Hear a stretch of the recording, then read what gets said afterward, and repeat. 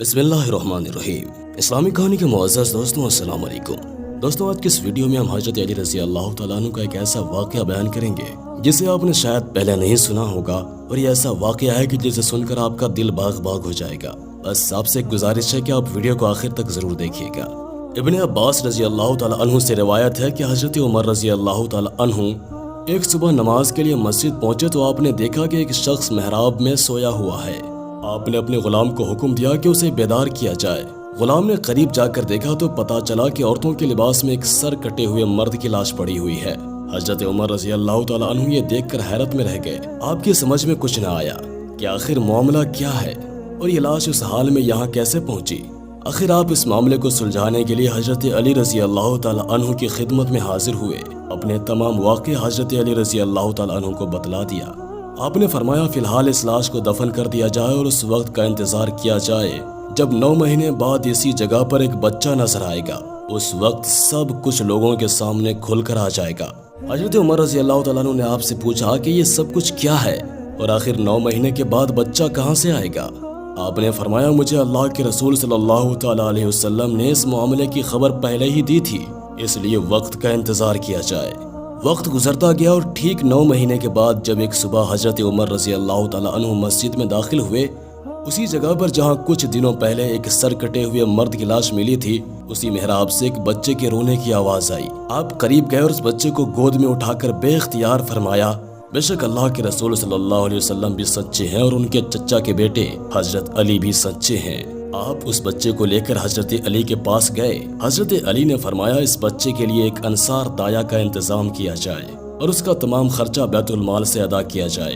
آپ کے حکم کے مطابق ایسا ہی کیا گیا۔ کچھ دنوں بعد عید رمضان آئی۔ حضرت علی رضی اللہ تعالیٰ عنہ نے فرمایا اس بچے کو اچھی پوشاک پہنا کر عید کے دن مسجد میں لے جایا جائے، اور دایا کو حکم دیا کہ جو عورت اس بچے کو پیار کرے اور یہ کہے کہ اے مظلوم ماں کے بیٹے، اس عورت کو میرے پاس لایا جائے۔ دایا آپ کے حکم کے مطابق بچے کو اچھی پوشاک پہنا کر مسجد لے گئی۔ وہاں اس نے دیکھا کہ ایک خوبصورت لڑکی نے آ کر اس بچے کو پیار کیا اور وہی الفاظ دہرائے۔ پھر جب وہ جانے لگی تو دایا نے اس کا دامن پکڑ لیا اور کہا کہ میں تجھے حضرت علی رضی اللہ تعالیٰ عنہ کے سامنے پیش کروں گی۔ لڑکی پریشان ہو گئی اور کہنے لگی کہ خدا کے لیے ایسا نہ کرنا، مجھے حضرت علی رضی اللہ تعالیٰ عنہ کے سامنے نہ لے جانا، مجھے شرمندگی ہوگی۔ دایا اس کو چھوڑنے پر راضی نہ ہوئی۔ آخر اس لڑکی نے کافی پیسوں اور اچھے کپڑوں کا لالچ دیا اور کہا کہ تو حضرت علی کو کچھ نہ بتانا اور یہ بتانا کہ مجھے کوئی عورت ہی نہیں ملی تھی، اور اگر اس طرح تو عید الاضحیٰ کے دن بھی مجھے اپنے بچے سے ملا دے گی تو میں تجھے اس سے زیادہ کچھ دوں گی۔ دایا اس لالچ میں آ گئی اور وعدہ کیا کہ حضرت علی کے سامنے کچھ نہ بتاؤں گی۔ دایا حضرت علی کی خدمت میں حاضر ہوئی۔ حضرت علی نے پوچھا تو دایا نے جواب دیا کہ مسجد میں نہ کسی عورت نے اس بچے سے پیار کیا اور نہ ہی کسی نے وہ الفاظ ادا کیے جو آپ نے ارشاد فرمائے تھے۔ آپ نے دایا کا کلام سننے کے بعد فرمایا تو سب کچھ جھوٹ کہہ رہی ہے، سچ تو یہ ہے کہ وہ جوان لڑکی آئی، تو نے اس کا دامن پکڑا، اس لڑکی نے تیرے سامنے التجا کی اور تجھے انعام کا لالچ دیا اور پھر تو مان گئی، اور تو نے یہ بھی وعدہ کیا ہے کہ تو بقرعید کے دن اس بچے کو اس کی ماں سے ملائے گی، جس کے بدلے میں وہ لڑکی تجھے بہت سارا انعام دے گی۔ آپ کی زبان سے سچ سننے کے بعد دایا گھبرا گئی، عرض کی حضور مجھے معاف فرما دیجئے، اب میں کبھی جھوٹ نہ کہوں گی، آپ حکم دے تو میں اس عورت کو گرفتار کر کے آپ کی خدمت میں لاتی ہوں۔ آپ نے فرمایا نہیں، اب تم عید کا انتظار کرو، جب وہ تمہیں ملے تو میرے پاس لے آنا۔ بس اب کیا تھا، وقت گزرتا گیا، عید الاضحیٰ کا دن بھی آ گیا۔ دایا بچہ کو اچھی پوشاک پہنا کر مسجد لے گئی۔ ابھی کچھ دیر ہی گزری تھی کہ وہ جوان لڑکی آئی اور بچے کو اپنی گود میں لے کر پیار کرنے لگی۔ دایا نے اس کا دامن پکڑ لیا اور کہا کہ آج میں تجھے نہ چھوڑوں گی، آج میں تجھے حضرت علی رضی اللہ تعالیٰ عنہ کے پاس ضرور لے جاؤں گی۔ لڑکی نے لاکھ کہا مگر دایا نہ مانے۔ دایا اس لڑکی کو ساتھ لے کر حضرت علی کی خدمت میں حاضر ہوئی۔ آپ نے اس سے مخاطب ہو کر فرمایا جو کچھ گزرا ہے میں بیان کروں یا تم کرو گی؟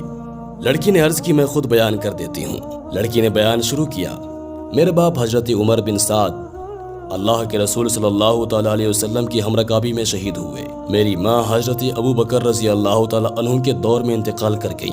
میں تنہا رہ گئی، پڑوس کی لڑکیوں کے ساتھ مانوس ہو کر انہی کے ساتھ وقت گزارتی رہی۔ ہمسائے کے سب لوگ میرا بے حد خیال رکھتے۔ ایک دن کا ذکر ہے کہ میں ہمسائے کی چند انصار و مہاجرین لڑکیوں کے ساتھ بیٹھی تھی کہ ایک بوڑھی عورت آئی۔ اس عورت کی ایک ہاتھ میں لاٹھی اور دوسرے ہاتھ میں تسبیح تھی۔ ہماری طرف آئی، سب لڑکیوں سے ملی، سب کا نام پوچھا، سب کی خیریت پوچھی اور آخر میں مجھ سے ملی۔ میرا نام پوچھا تو میں نے بتایا کہ میرا نام جمیلہ ہے۔ میرے باپ عمر بن سعد تھے جو شہید ہو چکے ہیں، میری ماں بھی انتقال کر چکی ہیں۔ اس بڑھیا نے پوچھا کیا تیری شادی ہوئی ہے؟ میں نے کہا نہیں۔ یہ سن کر کہنے لگی تو کیسی لڑکی ہے کہ بغیر شوہر کے زندہ ہے؟ میرے حالات سن کر رونے لگی اور مجھ سے ہمدردی جتانے لگی۔ مجھ سے کہنے لگی کہ اگر تو میری خدمت پسند کرے تو میں حاضر ہوں۔ میں نے بھی ہاں کر دی۔ اس بڑھیا نے کہا کہ میں ایک شفیق ماں کی طرح تیرا خیال رکھوں گی، تجھے کوئی غم نہ ہونے دوں گی، تیری ہر خوشی کا خیال رکھوں گی۔ میں اس بوڑھی عورت کو اپنے گھر لے آئی، ہر طرح سے وہ میرا خیال رکھتی، میں بھی اسے اپنی ماں ہی سمجھتی تھی اور اس کا بڑا احترام کرتی اور اس کا ہر طرح سے خیال بھی رکھتی۔ جب روزہ افطار کا وقت آیا تو میں نے اس کے لیے مناسب کھانے کا انتظام کیا۔ بڑھیا اس کھانے کو دیکھ کر رونے لگی اور کہا کہ اے بیٹی، میں تو اللہ والی ہوں، میری یہ غذا نہیں ہے، مجھے صرف نمک اور جو کی روٹی چاہیے، یہی میری خوراک ہے۔ غرض یہ کہ اس بڑھیا نے ہر طرح سے اپنی پارسائی کا سکہ میرے دل میں اس طرح جما دیا کہ میں اسے اپنا نگہبان سمجھنے لگی۔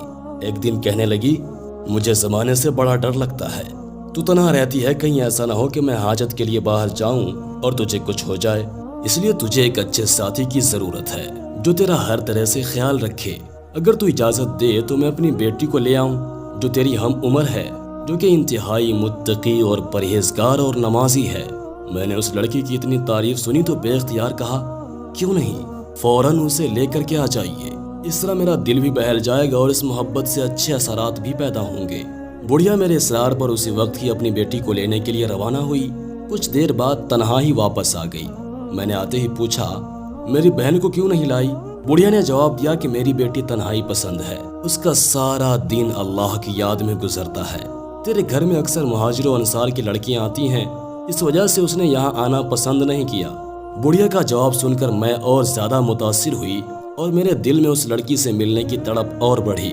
میں نے بڑھیا سے وعدہ کیا کہ اب میں کسی کو اپنے گھر میں نہ آنے دوں گی، آپ فوراً جائیے اور میری بہن کو لے کر کے آئیے۔ بڑھیا میرے اصرار پر اس وقت روانہ ہوئی۔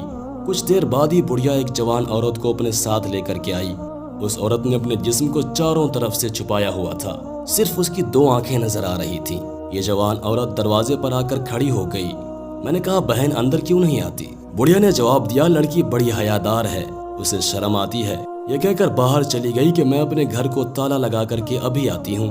بڑھیا کے جانے کے بعد میں نے اس عورت سے کہا بہن برقع اتار کر آرام سے بیٹھو، یہ تمہارا اپنا ہی گھر ہے۔ اس عورت نے سر کے اشارے سے باہر کے دروازے کو بند کرنے کے لیے کہا۔ میں سمجھ گئی کہ باہر کا دروازہ کھلا ہوا ہے، یہ چاہتی ہے کہ دروازہ بند کر دیا جائے۔ میں دروازہ بند کر کے اندر کے کمرے میں داخل ہوئی۔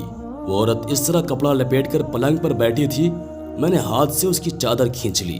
چادر کھینچتے ہی یہ دیکھ کر میں پریشان ہو گئی کہ یہ عورت تو نہیں ہے بلکہ سیاہ داڑھی والا ایک بلند قامت مضبوط جسم والا مرد ہے۔ میں اسے دیکھ کر آپے سے باہر ہو گئی۔ میں نے کہا کیوں مجھ یتیم پر ظلم کرتا ہے؟ خدا کا خوف کر، کیوں میری رسوائی کرتا ہے؟ کوئی دیکھ لے گا تو میں کہیں کی نہیں رہوں گی، خدا کے لیے خاموشی سے یہاں سے نکل جا۔ لاکھ اس کی التجا کرتی رہی مگر اسے مجھ پر رحم نہ آیا۔ اس کے قریب سے اٹھ کر بھاگنا چاہتی تھی مگر اس ظالم نے اپنے مضبوط بازوؤں میں مجھے زور سے سمیٹ لیا۔ اسے مجھ پر رحم نہ آیا، اس نے مجھ پر اپنی گرفت مضبوط کر دی اور میں بے بس اور مجبور ہو گئی۔ چیخ اور پکار اس لیے نہ کیا کہ ہمسائے کے لوگوں کو پتہ چل جائے گا اور میری بے عزتی ہوگی۔ میں اس کے چنگل میں بری طرح گرفتار ہو چکی تھی۔ بالآخر اس ظالم نے مجھ پر ظلم کیا، میری دوشیزگی چاک کر دی۔ یہ کالا مرد اپنی مستی میں مدہوش تھا۔ میں نے قریب پڑی ہوئی چھری سے اس پر وار کیا اور پہلے ہی وار میں اس کی گردن تن سے جدا کر دی۔ جب رات ہوئی تو اس کی لاش مسجد کے محراب میں رکھ دی۔ کچھ دنوں بعد احساس ہوا کہ حمل ٹھہر گیا ہے۔ کئی مرتبہ حمل کو ساقط کرنے کی کوشش کی مگر خدا کے خوف سے ایسا نہ کر سکی۔ آخر یہ بچہ پیدا ہوا، اسے بھی قتل کرنے کا سوچا مگر خوف خدا سے یہ نہ کر سکی۔ آخر اس بچے کو بھی اس محراب میں رکھائی۔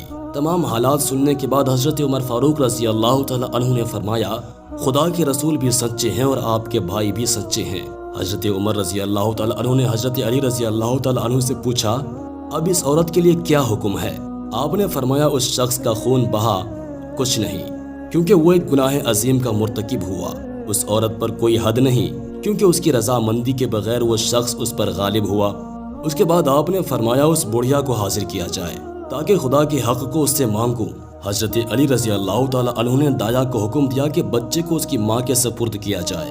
دوسرے دن تلاش کے بعد اس بڑھیا کو حضرت علی رضی اللہ تعالی عنہ کی خدمت میں پیش کیا گیا۔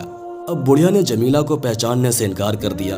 حضرت علی رضی اللہ تعالی عنہ نے فرمایا، اے بڑھیا، کیا تو قسم کھاتی ہے کہ مجھے اس واقعہ کا کوئی علم نہیں؟ بڑھیا نے کہا، ہاں، میں اللہ کے رسول صلی اللہ تعالی علیہ وسلم کے روزے کی قسم کھا کر کہتی ہوں مجھے اس واقعہ کا کوئی علم نہیں ہے۔ بڑھیا نے اللہ کے رسول صلی اللہ تعالی علیہ وسلم کے روزے کی جھوٹی قسم کھائی۔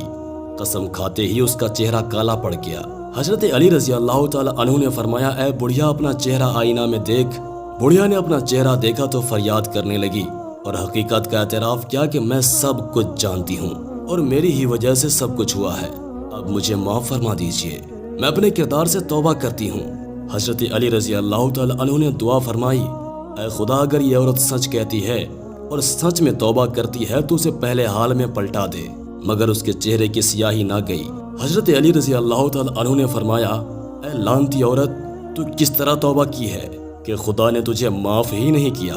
اس کے بعد حکم جاری کیا گیا کہ اس بڑھیا کو مدینہ سے باہر لے جا کر پتھر مارے جائیں۔ دوستوں، حضرت علی رضی اللہ تعالی عنہ بڑے ہی قابل اور خدا داد صلاحیتوں کے مالک تھے، اور آپ رضی اللہ تعالی عنہ کا علم اتنا وسیع تھا کہ کھال کی بال اور بال کی کھال اداڑ کر کے رکھ دیا کرتے تھے۔